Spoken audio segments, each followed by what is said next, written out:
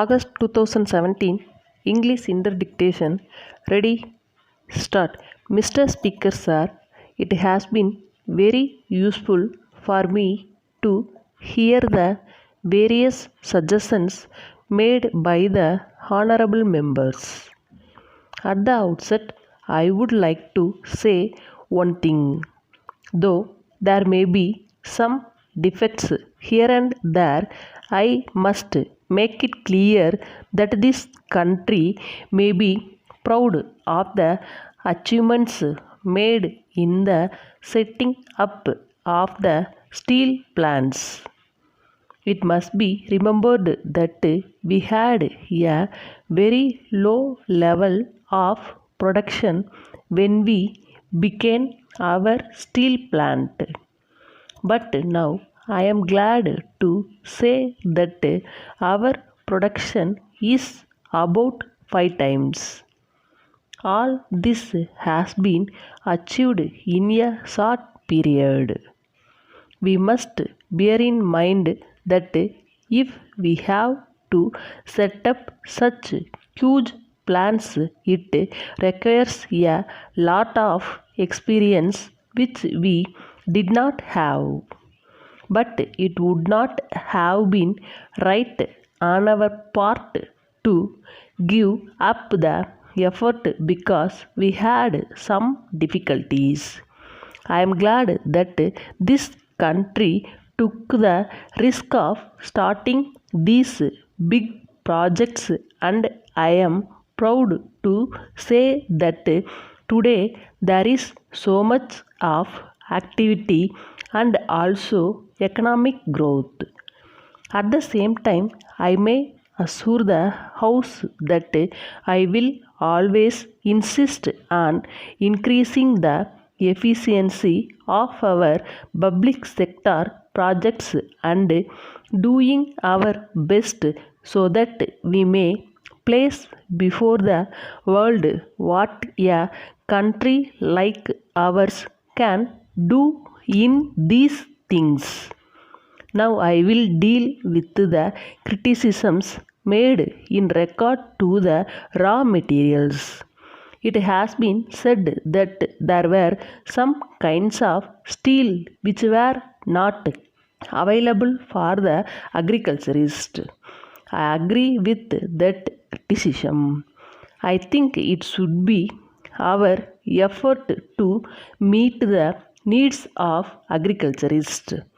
It is sad that we have not been able to meet the requirements of agriculturists in this regard. There is no doubt that it is our duty to meet them as much as possible.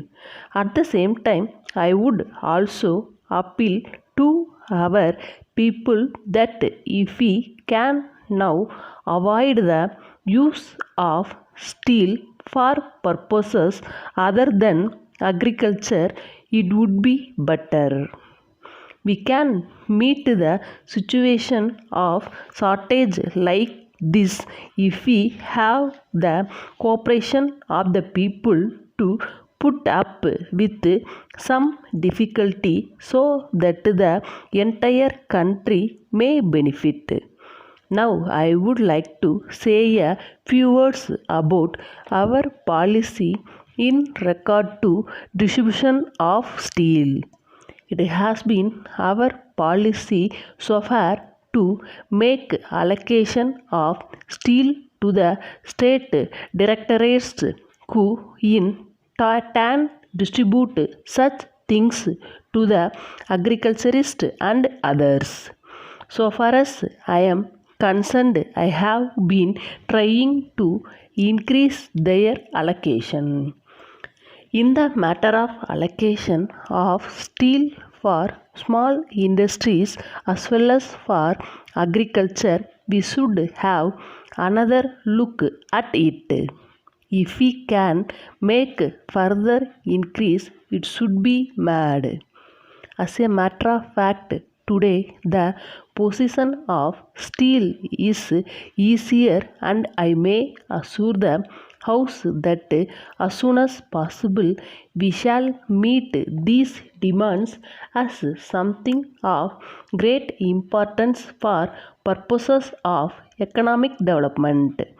Letter from the Standard Ribbon Works, Mumbai to Messrs. Shah and Company, Ahmedabad. Dear sirs, in future you need not throw away your worn out typewriter ribbons. We can re-ink them as early as you can refill your fountain pens.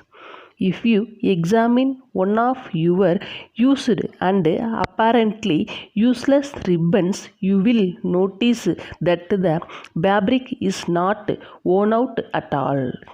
We take such ribbons, treat them by our special method, refill them with ink and return them to you as practically new ribbons at only 1/3 of their cost.